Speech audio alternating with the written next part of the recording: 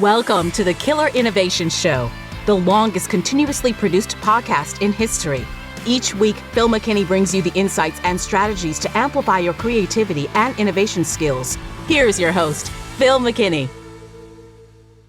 Welcome to this week's Killer Innovation Show. This is a special show.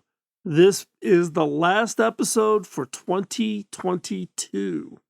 So this is always the episode where we share with you the most downloaded episode of the year. So that is what we're going to cover in this week's show. Just want to give you a little bit of context as we wrap up the calendar year 2022 to let you know, for instance, did you know that there were 50 original episodes this year? We went back and did the count. Not 49, not 51, 50. There's actually 51 Tuesdays. We release the show on Tuesdays.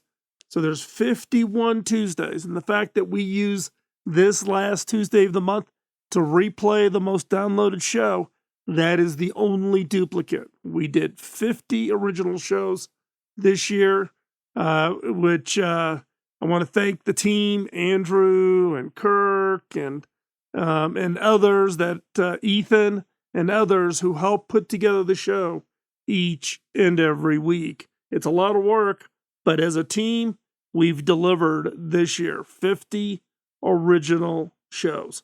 This show, again, is the most downloaded episode of 2022. So, what do you think the episode is? What do you think we're going to share in the main segment as the most downloaded show of 2022? It is the show on innovation benchmarking. It is by far the most downloaded, most listened, most shared episode of 2022 on innovation benchmarking. So, before we jump in and share that episode with you, I just got that favor to ask: follow, like, and share. Follow us on social media, follow our websites, like us, give us a thumbs up, give us a rating. Let us and to help, that helps people find the show in the podcast applications wherever they are searching for new shows to add to their catalog list. And then third is also to share. Obviously, this is the most popular show of 2022 that we're going to share with you today. Share it with others. It has a huge impact. This particular episode, I'm sharing with you a lot of inside baseball, inside secrets of what went right and what went wrong at HP, where I was the CTO. So you'll be able to hear the nitty-gritty, juicy details in today's episode, in the hopes that it helps you and your organization avoid the pitfalls. So, without further ado, let's hop in to this week's episode.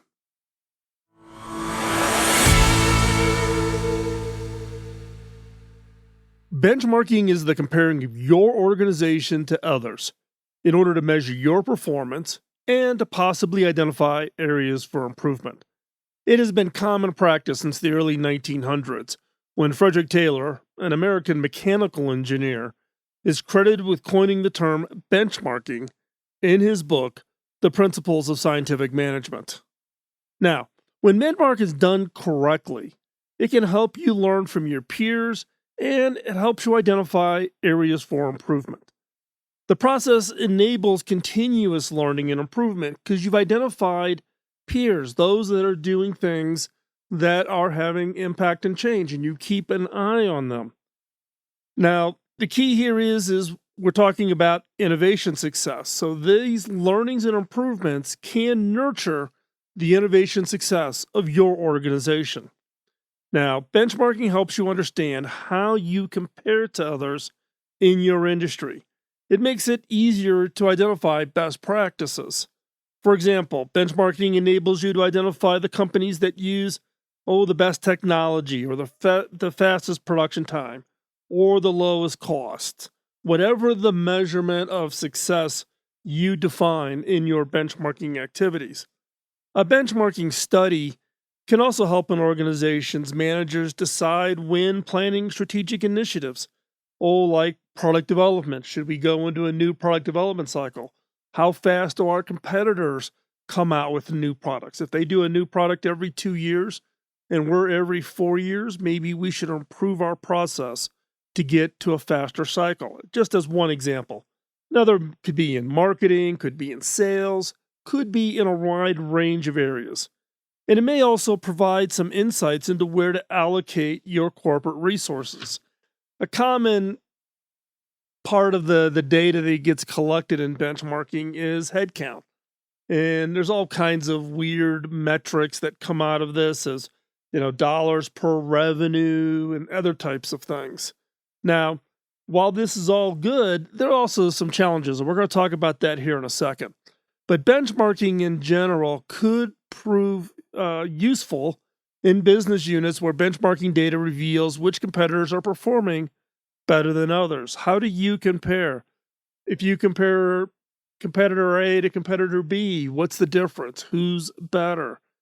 But before benchmarking, you must first do research so you know who to benchmark against. Who is the peer? Now remember, you want to benchmark peers that are similar to you. You don't want something that's just like so crazy where you're comparing a software company to a steel manufacturer. Those don't work. You want something that is similar. What do I mean by similar? It could be same industry, similar size, selling and servicing a consistent geographic area. Could be a functional area. Is it R&D or is it sales? Be similar in the benchmarking. And also find somebody that's got a similar kind of business model to you. Now, the key here is you want to benchmark against similarities, not the differences. It could be tempting to say, we want to be more like Silicon Valley. So let's benchmark ourselves against the leading companies in Silicon Valley, Apple, Google, HP, whoever. And you're, I don't know, a restaurant in Milwaukee. That comparison is going to be meaningless. Now, while benchmarking has been around for quite some time, and it has some strong benefits, there is bad that can come from benchmarking. And believe me, I've lived through all of these bads. The key here is that they can have negative consequences if they are done wrong.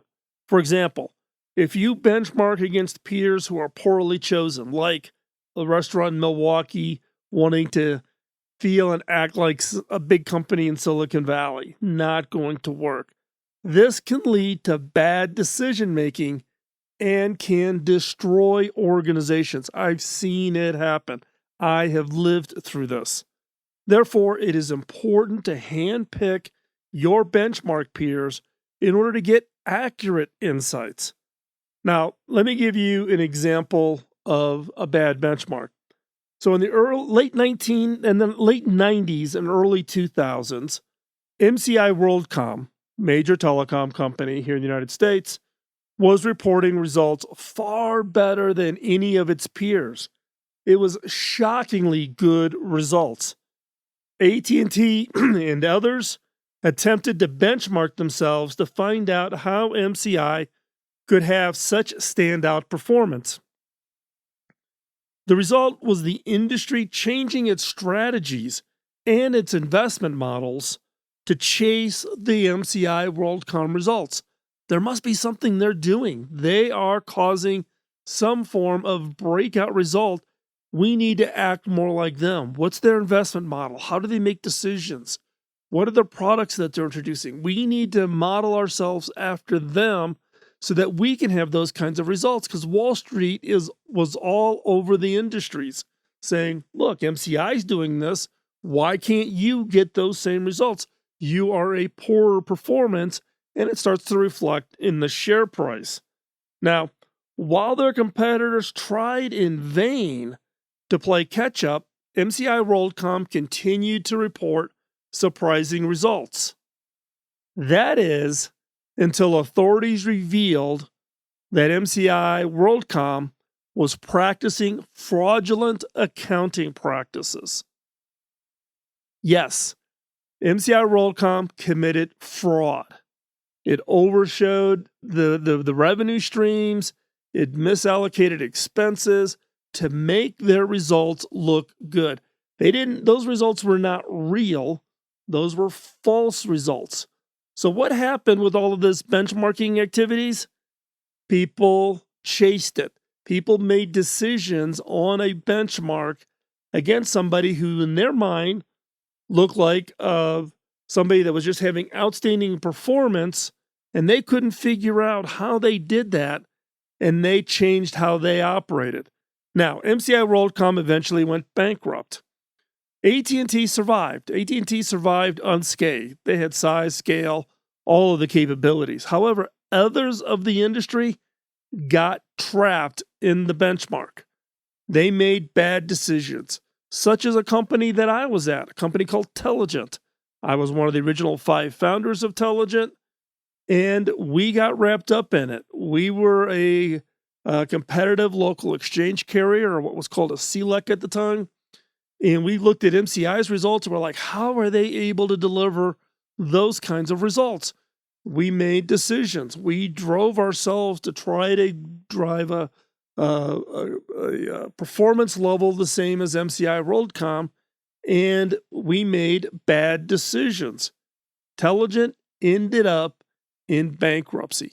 We were a public company on the NASDAQ. Now, I was long gone from the organization before the bankruptcy happened, but Telligent ended up in bankruptcy. So here's an example of picking a benchmark in an industry, similarities, not tight similarities, but everybody's in the telecom market serving similar customers, albeit MCI WorldCom was much, much larger than Telligent, but we were publicly traded. Wall Street was pounding on every telecom company in the industry to get to those same level results. You need to innovate to get to that. And everybody tried, and people made bad decisions because of a bad benchmark. And that bad benchmark was a result of fraud by the senior leadership at MCI WorldCom.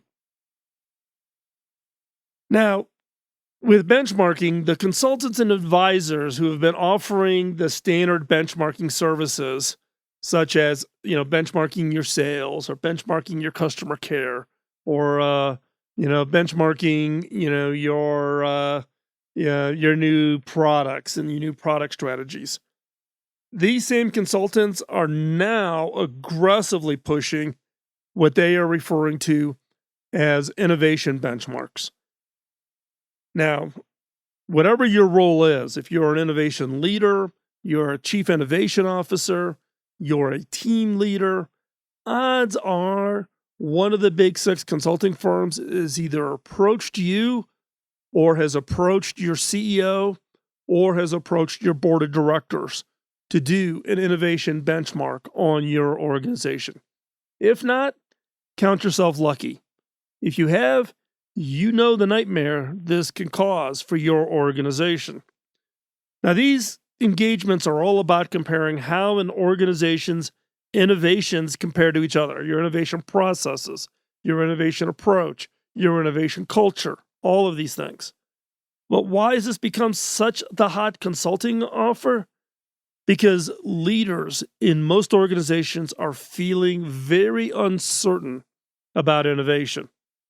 Now, one reason leaders are uncertain about their ability to innovate is that they may not feel confident in their ability to come up with new ideas and their historical inability to implement new ideas successfully. An organization may be able to come up with an idea, but most organizations historically struggle with making those ideas real. So how big of a problem is this?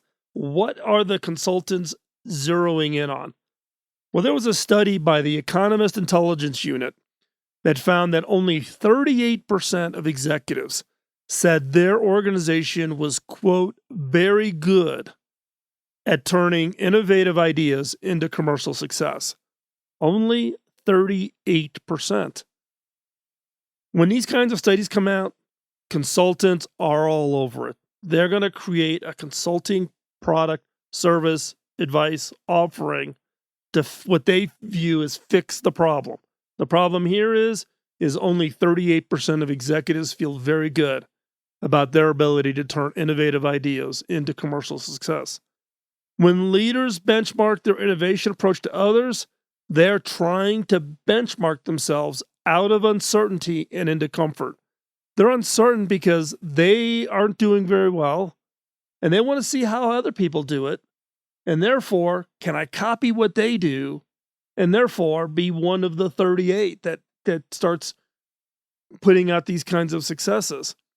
This is part of what I refer to as the benchmark trap. A single organization benchmarking engagement does not stand on its own. You don't benchmark against yourselves.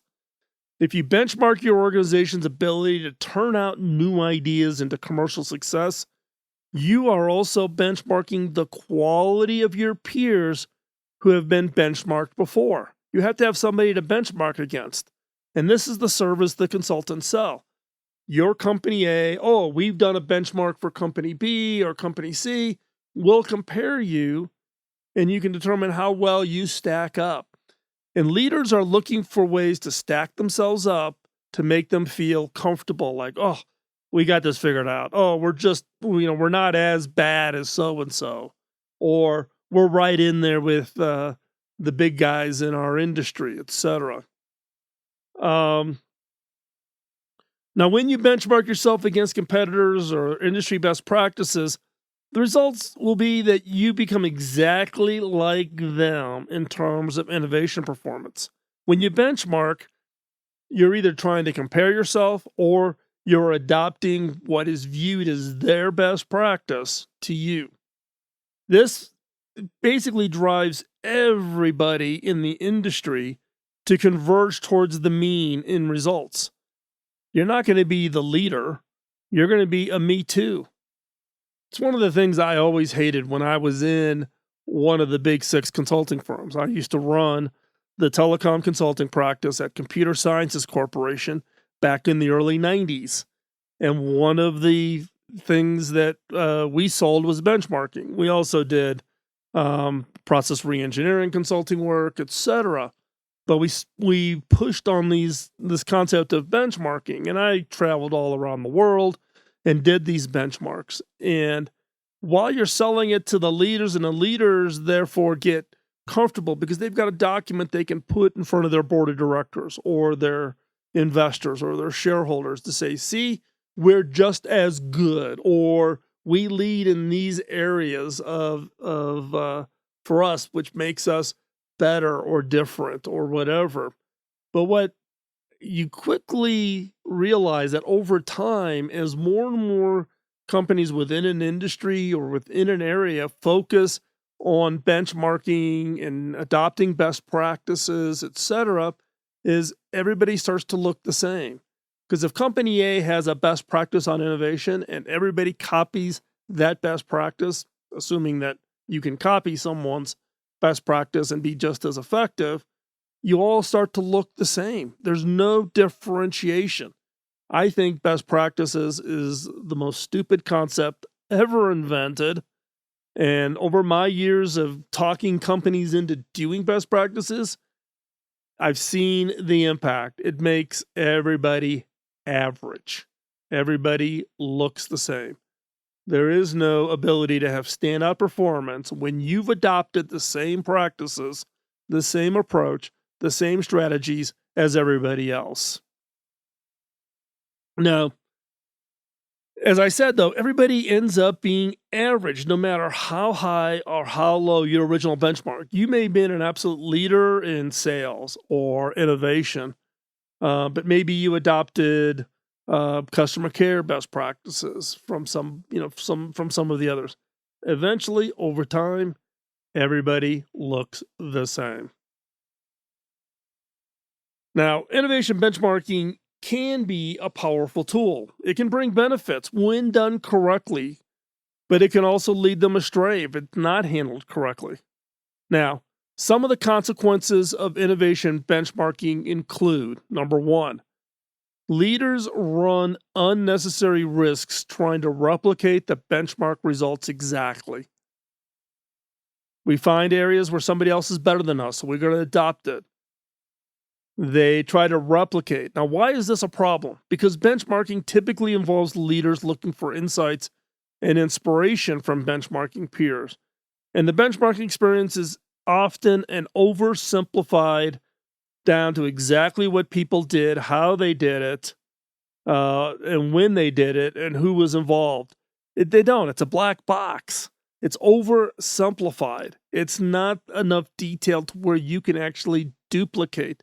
But we tend to focus on, well, they did this, and they had these 3 steps, and they had these 2 levels of decision making, and this, blah, blah, blah, this is how they did it. This is, one, you don't have all of the details because there's things inherently behind the scenes. And 2, you're thinking it's a formula. If you follow step A, step B, step C, magic happens, you will get the same results. The result is this can lead companies to take unwarranted financial, strategic, or organizational risks when you're trying to replicate the benchmark experience of a peer that is often very unique to the peer. There's a lot of things behind the scenes. There's a lot of history in an organization that you don't understand, that are not captured in the benchmarking activity. So be careful when the leaders run unnecessary risks trying to replicate, trying to capture the magic formula of a benchmark. Number 2, leaders may benchmark themselves out of uncertainty and into comfort without realizing it. Now, when I say that, you're probably going, yeah, that's exactly what we want to do. Leaders want to benchmark themselves out of uncertainty. We want to get comfortable. Leaders are looking for insights and inspiration from benchmarking those peers. Taking benchmarking too far can lead to what I call the comfort trap. Comfort can be a problem. Now, comfort by itself isn't bad in itself, but by benchmarking themselves into comfort without realizing it, leaders can miss new opportunities and threats that emerge in the market. We get comfortable because, we're just as good as competitor A. We're not any worse than competitor B. Now, this causes you to get very comfortable and find a way to get to stay your steady course, no need to change, everything is fine. Now, what you're really looking for, again, is you want those insights. What worked for your benchmarking peers? Now, keep in mind what works for them, may not work best for your organization. You may have a unique value proposition. You may have a different competitive environment. You may have different sunk cost. You may have different brand equity, right? Be careful of trying to fall into this comfort by just simply finding and cherry picking those things that either make you look the same or slightly better, but no worse than your competitors. And if you get to that zone, you go, okay, I don't need to look any further. I don't need to really understand. I don't need to change. We're good. Steady course. Many leaders will try to use the benchmark as a rationalization for what they're doing now is good enough. Be careful. And number 3, leaders benchmark their competitors rather than taking a fresh look at their innovation approach. This is probably the one that frustrates me the most, right? I get calls all the time from people saying, can you tell me the magic steps? What are the exact steps I need to follow? What are they? And people who've read my book or who've taken the Innovation Bootcamp course or who've, has to get on the phone with me for an hour to understand, why it's not working for them. Be careful. Take what somebody else is doing in their innovation approach is not something you can replicate. Now, when leaders benchmark their competitors, rather than taking a fresh look at your own innovation approach, they fall into the trap of comparing themselves to others who are not their innovation peers. This goes back to, I want to innovate like Google, or I want to innovate like Apple, but I'm a steel manufacturer in Alabama, or I'm a hotel in and Little Rock, right? But I want to innovate like Apple. I want to innovate like, be careful. You want to understand and find people who are innovating that are similar to you, and not to duplicate or replicate, but adapt to what would work for your organization and your culture. If you do this wrong, where you're just looking to copy somebody else's innovation process, this is going to, again, lead to bad decision making that can destroy your organization. The problem is that when you benchmark your competition, which includes innovators from other industries or geographies, size, scale, whatever, you automatically compare yourself to others who have been successful in completely different strategies for innovation success than yours. And then when you try to imitate them instead of trying your new approach, you will fail. You will fail. Be very careful about this. Be very careful. I'm going to give you a personal example, and hopefully this will drive this message home. And this is an example of my time at HP. So when I was CTO at HP, Mark Hurd, who was the CEO, had a quote that was ingrained in everything the executive team did. And that quote is, if you stare at the numbers long enough, they will eventually confess. Now, Mark put in place a culture he referred to as extreme benchmarking. Not just benchmarking, extreme benchmarking. This required that every leader at HP was to know the key benchmark metrics for each competitor and to have a plan to meet or beat the competitor's benchmark results. Revenue per device, profit margin per device, revenue per employee, whatever the metric was. You had to know it. And you had a lot of pressure. There was the pressure from the benchmark numbers being compared to your competitors. If your numbers were not better than theirs, then you weren't running your part of the business appropriately. You literally had to be prepared to answer a question from Mark walking down the hall, asking, so, what was the last quarter's benchmark results for XYZ competitor? And what were our numbers for the same quarter? And what's your plan to fix A, B, C, D, E, whatever the issue is, where your number was not as good as the benchmark results? I mean, it was insane. The result, though, of all of this was more than a few poor business decisions on the part of HP. Now, one example that I was directly involved in was the cutting of HP's investment in innovation and R&D to match the spending of our Asia-Pacific-based competitors. Now, to give you some context, HP was spending roughly 3% of product revenue in the PC group on R&D. Now, this was R&D, not innovation. This is R&D. So this would be the next version of a product. The extension of an existing product, or maybe introducing a new product that would fit into a product line family. This is what I refer to as R&D. So in this case, HP spending about 3% of product revenue in the PC group in R&D. That included both consumer and commercial business products. To compare that, Apple was spending about 9% of product revenue into the R&D group. The peer that Mark was forcing us to compare against in our Asia-Pacific-based competitors, and I'm not going to name the company, was spending 0.8% of product revenue on R&D. So 3% for HP, 9% for Apple, 0.8% for this Asia-Pacific-based competitor. There was constant pressure to cut resources or move things like engineering offshore to get the benchmark closer to our peer. And let me tell you, the pressure was intense. This is the perfect example of picking the wrong peer. In the case of all my conversations with Mark Hurd, it was all about this Asia Pacific competitor.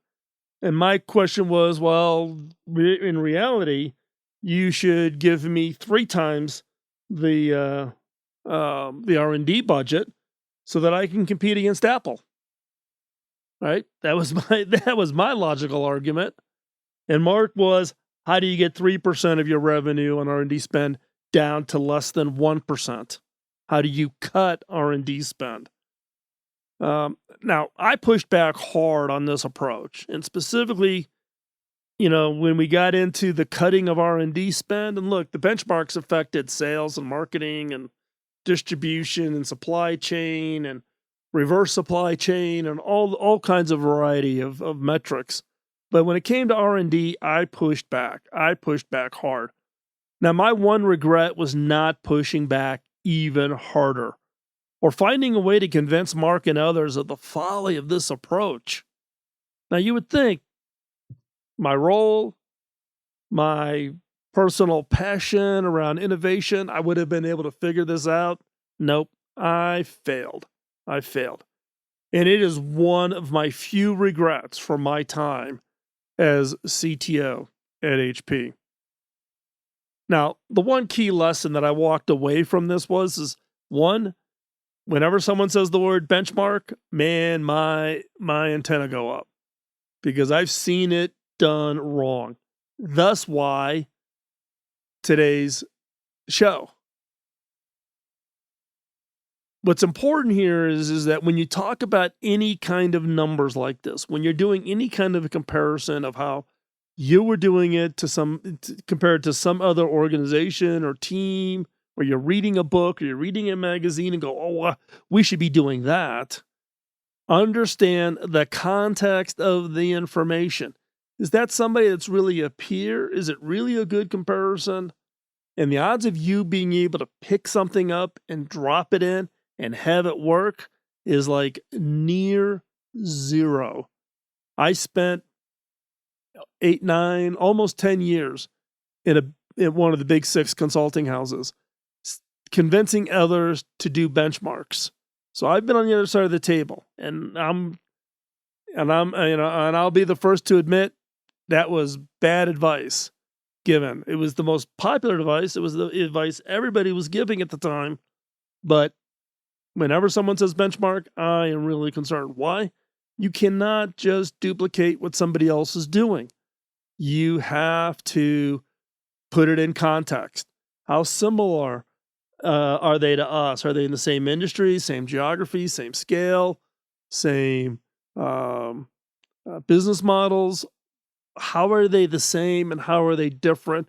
And go in with the understanding that context, because otherwise you're going to make important decisions around your innovation strategies, and you need to understand how you are making those decisions, what things are you willing to try, and why are you willing to try them in the context of your information, your comparison to the peer.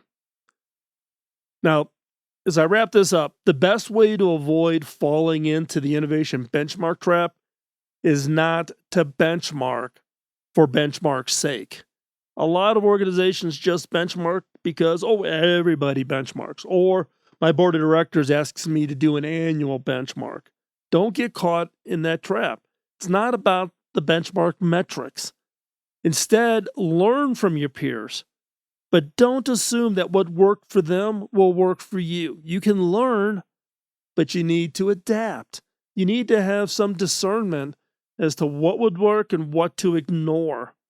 If you follow blindly, your organization, one, will become average, or worse, you will destroy your organization. Like what happened with Telligent trying to benchmark against MCI WorldCom that was committing fraud. So if you follow blindly, if you don't step back and really think about it and put it in context, first off, you will become average if you follow blindly. That's in the best case. And in the worst case, you could put your organization into bankruptcy. Instead, look at what your peers are doing and ask yourself 2 questions. Why are they doing it that way? Why are they innovating that way? Why? And what can we learn from it? What can we learn from that approach? Is there some elements of that we can try and experiment? It is critical to get inside the mind of your innovation peer that you've identified and understand their thought process and discern what of their approach is worth your experimenting with. Don't adopt it wholesale. Find the elements that work and experiment with it. If you follow this practice blindly, meaning you just do benchmarks just for benchmark's sakes, your organization may drive itself right off the innovation cliff.